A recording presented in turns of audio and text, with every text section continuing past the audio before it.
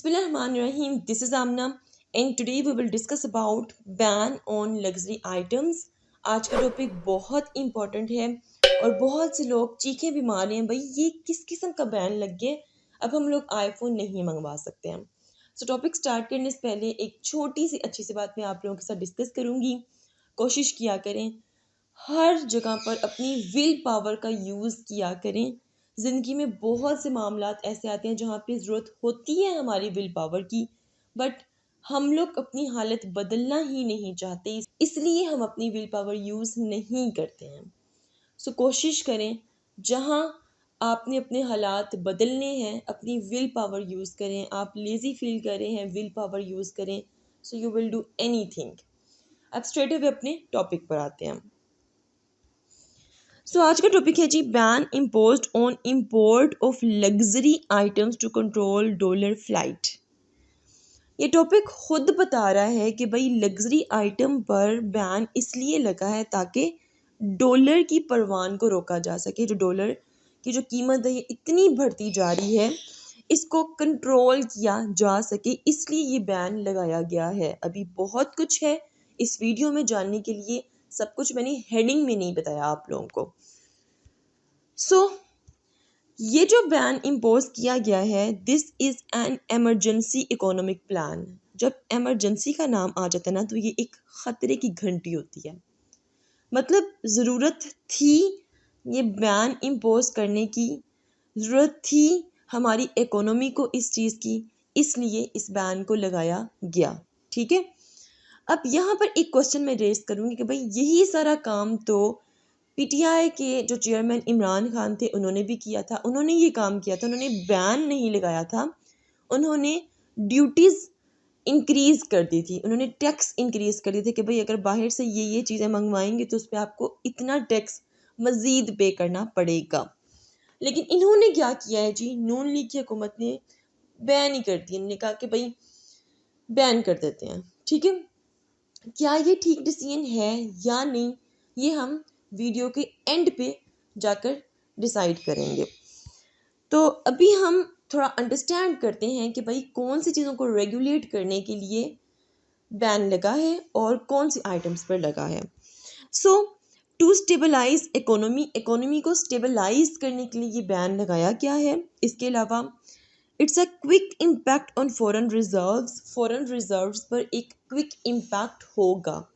Foreign reserves क्या होते हैं? फॉरेन रिजर्व्स हर मुल्क के पास होते हैं। ठीक है, पाकिस्तान के भी स्टेट बैंक के पास फॉरेन रिजर्व्स हैं।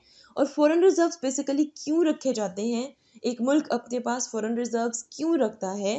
ताकि अल्लाह ना करे अगर कोई मुश्किल आए तो तब उन फॉरेन रिजर्व्स को यूज़ किया जा सके। फॉरेन रिजर्व्स को हम इतना डिटेल में यहाँ अंडरस्टैंड नहीं करेंगे, फॉरेन रिजर्व्स हम अलग से एक वीडियो में अंडरस्टैंड करेंगे। क्लियर? ओके जी, फॉरेन रिजर्व्स पे एक क्विक सा इम्पैक्ट आए। हमारे जो फॉरेन रिजर्व्स हैं वो कम होते जा रहे हैं, डिप्लीट होते जा रहे हैं, उनको कंट्रोल करने के लिए भी ये बैन लगाया गया। अब भाई इनका फॉरेन रिजर्व के साथ क्या ताल्लुक है वो हम आगे अंडरस्टैंड करेंगे, यहाँ बस इतना सा अंडरस्टैंड कर लीजिए। Then a kind of export oriented policy, कहते हैं कि भाई ये जो बैन लगा ना, ये एक्सपोर्ट ओरिएंटेड पॉलिसी है। इससे आपकी जो एक्सपोर्ट है वो ज़्यादा होगी और आपकी जो इंपोर्ट है वो कम होगी। क्या होगी या नहीं होगी, we will see this at the end of the video. Okay, ये तो मैंने आप लोगों को मोटी मोटी बातें बता दी हैं विच आर क्वाइट कन्फ्यूजिंग। थोड़ा थोड़ा आप लोगों को कन्फ्यूज़ करी होंगी, चीज़ें समझ आई हैं नहीं आई हैं, अच्छी बात है। तो सबसे पहले इन सब चीज़ों को साइड पे फेंक दें। ठीक है, साइड पे फेंक दें इनको। हम पहले अंडरस्टैंड करते हैं कि भाई वाई दिस बैन इम्पोज, क्यों इस बैन को इम्पोज किया गया है, ऐसी क्या ज़रूरत पड़ गई थी कि इस बैन को इम्पोज कर दिया गया। देखें, पहली जो वजह थी वो थी कि ट्रेड डेफिसिट हमारा ज़्यादा होता जा रहा था। ट्रेड डेफिसिट क्या होता है, ऑलरेडी मैंने इस पर एक वीडियो बनाई है बहुत डिटेल में, 30 मिनट्स की मैंने वीडियो बनाई है, आप लोग करंट अफेयर के प्लेलिस्ट में जाकर चेक कर सकते हैं। ठीक है, जिसमें मैंने बजट को डिस्कस किया है, करंट अकाउंट डेफिसिट को डिस्कस किया है, ट्रेड डेफिसिट को डिस्कस किया है। ये टर्म्स ऐसी हैं जो CSSPMS में तो एक साइड पर रखते हैं CSSPMS को, उसमें तो यूज़ होती हैं, बट रोज़ न्यूज़पेपर्स में यूज़ हो रही हैं, रोज़ मीडिया पर यूज़ हो रही हैं। तो इन टर्म्स के बारे में जानना बहुत ज़रूरी है। ट्रेड डेफिसिट क्या होता है थोड़ा सा बता देती हूँ भाई। ट्रेड डेफिसिट होता है कि आप इंपोर्ट ज़्यादा कर रहे हैं और आप एक्सपोर्ट कम कर रहे हैं, मतलब आपके मुल्क की जो एक्सपोर्ट है वो कम है और इंपोर्ट ज़्यादा है। तो यहाँ पर मैंने लिखा बी हुआ है कि the amount by which the cost of our countries import exceeds to value of export. मतलब कि जो आपकी इंपोर्ट की जो वैल्यू है, जो इंपोर्ट में जो आपका पैसा है वो ज़्यादा लग रहा है एज़ कम्पेयर टू आप एक्सपोर्ट से कम कमा रहे हो।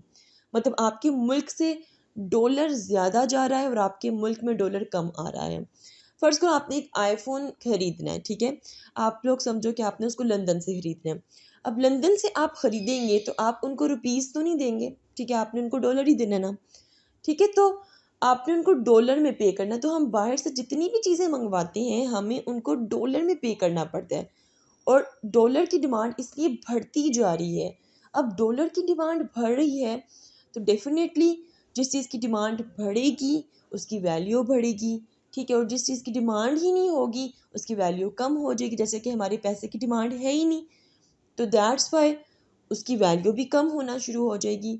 तो इस चीज़ को कंट्रोल करने के लिए कि हमारी जो करेंसी है वो डी वैल्यू ना हो, हमारी जो ट्रेड डेफिसिट है वो किस तरह कंट्रोल हो जाए, ये बैन इम्पोज किया गया है। देन नंबर 2, पाकिस्तान के पास भाई डॉलर ख़त्म हो चुके हैं। पाकिस्तान के फॉरेन रिज़र्व में जो डॉलर बचे कुचे हैं वो तकरीबन ख़त्म हो चुके हैं और पाकिस्तान को डॉलर्स की सख्त ज़रूरत है क्योंकि हम लोगों ने लोन पेमेंट करनी होती है, लोन पे जो सर्विसिंग पे करनी होती है वो भी हमने डॉलर्स में करनी होती है। So we need dollar.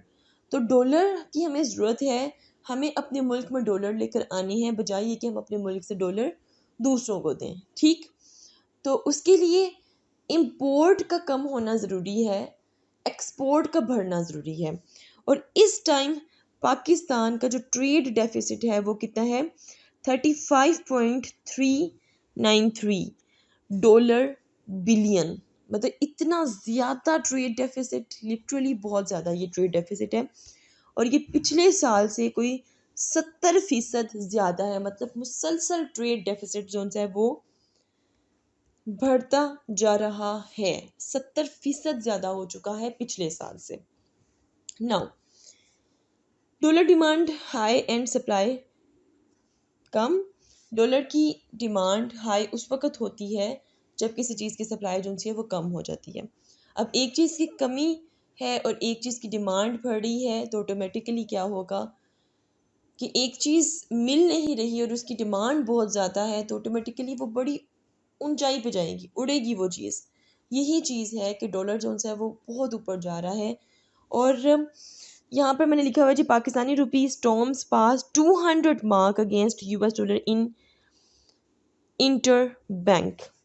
ये हिस्ट्री का बहुत बड़ा डिवैल्यूएशन है हमारी करेंसी का कि पाकिस्तानी जो रुपीज़ हैं वो अगर आप 200 रुपये देंगे तो आपको $1 मिलेगा। $1 200 का हो चुका है और ये बहुत ज़्यादा डिवैल्यूएशन है हमारी करेंसी की और बहुत ज़्यादा डिमांड बढ़ती जा रही है डॉलर की। इस तरह महंगाई बहुत ज़्यादा बढ़ जाएगी। अब देखिए ये मैंने आप लोगों के सामने एक एमरजेंसी सिचुएशन रख दी है कि भाई इतना कुछ हो रहा है, दैट्स वाई ये डिसीजन लेना पड़ा। ये डिसीजन कोई पहली दफ़ा किसी हुकूमत ने नहीं लिया भाई, इससे पहले भी 4-5 दफ़ा इस तरह का डिसीजन लिया गया बट सही वे में उसको इम्प्लीमेंट नहीं किया जाता था। सो इन्होंने आकर तो भाई बैन ही कर दिया, उन्होंने कहा भाई बैन कर देते हैं। अब यहाँ पर मैंने कुछ आइटम्स लिखी हैं जिन पे बैन लगा है, जैसे कि ऑटोमोबाइल्स, मोबाइल फ़ोन की तो बड़ी बड़ी हुई बहुत दर्द है लोगों को। Home appliance, fruits etcetera, crockery, private weapons और इसके अलावा headphones. Yes, this is very important. Headphones वगैरह भी अलाउड नहीं है, जबकि पाकिस्तान में इतने अच्छे हेडफोन्स नहीं मिलते जो बाहर से मतलब आप लोग मंगवाते हो। तो वेल इसके अलावा carpets except from Afghanistan. Afghanistan आप देखो कि अफ़गानिस्तान से कारपेट्स हम मंगवा सकते हैं, बाहर इसके अलावा कहीं से भी नहीं मंगवा सकते। तो एक तरह से ये एक पॉजिटिव इम्पैक्ट दे रहा है कि अफ़गानिस्तान की जो इकोनॉमी है उसको थोड़ा बूस्ट करने की तरफ थोड़ा ट्रेंड नज़र आ रहा है, इसमें एक एलिमेंट नज़र आ रहा है कि अगर वहाँ से हम लोग एक्सपोर्ट करते हैं, वहाँ से सॉरी अगर वहाँ से हम इंपोर्ट करते हैं तो डेफिनेटली अफ़गानिस्तान को भी फ़ायदा होगा। ये एक अच्छी चीज़ है जो यहाँ पर ये मेंशन की गई है, ये अच्छी चीज़ है। टिश्यू पेपर्स, फर्नीचर, शैम्पू, इसका तो बहुत दुख है, शैम्पू का तो बहुत ही दुख है मुझे। खैर, but we have to play our role to stabilise our economy, करेंगे इंशाल्लाह। इसके अलावा हैं जी luxury mattresses etcetera, jams, jelly, kitchenware, pasta, ice cream, cigarettes. Yes, cigarette तो बड़ी बहुत अच्छी चीज़ है कि इस पे बैन लगा है, अच्छी चीज़ है ये तो। And as well as chocolates and salon items, मतलब मेकअप वगैरह भी। इसका भी थोड़ा थोड़ा दुख है, मेकअप वगैरह और चॉकलेट्स का। वेल, अब हम बात करते हैं जी अपने कॉन्सिक्वेंसेस पे कि इसके क्या कॉन्सिक्वेंसेस होंगे। बहुत इंपॉर्टेंट स्लाइड है, इसको बहुत ध्यान से अंडरस्टैंड करना है। देखें जी, quick impact on foreign reserve पे एक क्विक इम्पैक्ट आएगा, डेफिनेटली आएगा। जब आप इतनी ज़्यादा, आप देख सकते हो कि इतना ज़्यादा ट्रेड डेफिसिट है, तो आप जब ये आइटम्स मंगवाओगे ही नहीं तो ऑटोमेटिकली एक चेंज तो आएगा, ठीक है। और फॉरेन रिजर्व्स हमारे पास थोड़े से आएंगे। The ban will have an impact of $6 billion, ठीक है। ये अजम्पशन लगाई गई है कि भाई ये जो बैन है इससे इंशाल्लाह $6 बिलियन का इम्पैक्ट पड़ेगा, अल्लाह करे पड़े भाई, और पाकिस्तान इस तरह की एमरजेंसी से बाहर निकले जल्द अज जल्द, हमारी तो यही दुआ है। इसके अलावा जी ban would benefit the local industry producers, ठीक है। लोकल इंडस्ट्री प्रोड्यूसर्स को फ़ायदा होगा, ठीक है। जो हम लोग चीज़ें बाहर से मंगवाते थे वो डेफिनेटली हम अपने मुल्क से ख़रीदेंगे, तो हमारे जो इंडस्ट्रियलाइजेशन का जो प्रोसेस है वो बढ़ेगा, और जो प्रोड्यूसर्स हैं उनको फ़ायदा होगा, इंडस्ट्रीज़ के जो प्रोड्यूसर्स हैं। तो ये एक अच्छी चीज़ है और अल्लाह करे ऐसा हो जाए, ठीक है। जैसे कि अब आप लोग देख सकते हैं कि इतना ज़्यादा जो पैसा डी वैल्यू हो रहा है, इससे क्या है कि जो हमारे ट्रेडर्स हैं ना फाइनेंशियल मार्केट में, उनका कॉन्फिडेंस लूज़ होना शुरू हो गया है। और ये चीज़ ठीक नहीं है, लिटरली ये चीज़ ठीक नहीं है, ठीक है। जो जो बहुत से लोग बिजनेसमैन हैं उनको बहुत फ़र्क पड़ रहा है इन चीज़ों से। तो इसके अलावा अ, अच्छा जी, ये डिस्कस कर लिया हम लोगों ने। अच्छा, also decrease current account deficit and trade deficit, current account deficit भी कम होगा, ट्रेड डेफिसिट भी कम होगा। करंट अकाउंट डेफिसिट क्या होता है, ऑलरेडी इस पे मैं एक वीडियो बना चुकी हूँ। करंट अकाउंट डेफिसिट बड़ा इंपॉर्टेंट है, करंट अफेयर की प्लेलिस्ट में जाकर आप ये चेक कर सकते हैं।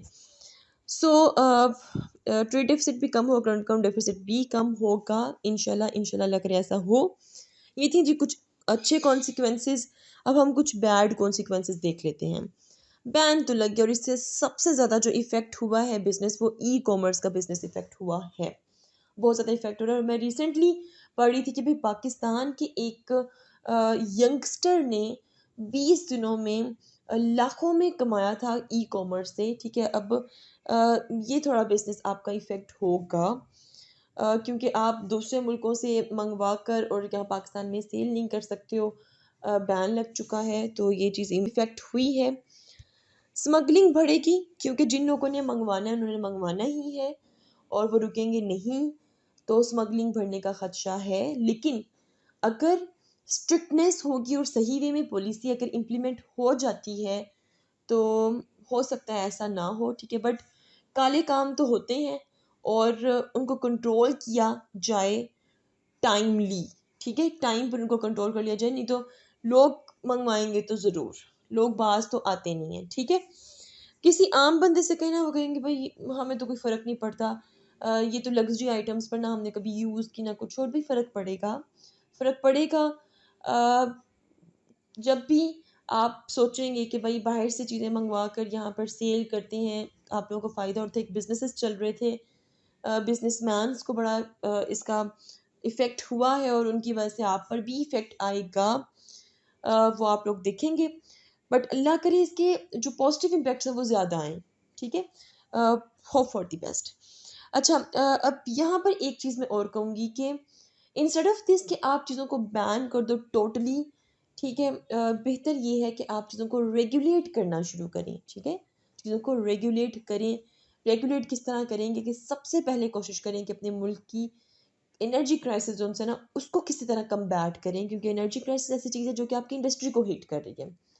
इतनी एनर्जी टैरिफ इतने ज़्यादा हो जाते हैं कि आपकी इंडस्ट्रीज हिट होती हैं और वो सही तरह से प्रोड्यूस नहीं कर पाती हैं। सो चीज़ों को रेगुलेट पहले करें, बैन बाद में करें। So this is all about hot topic.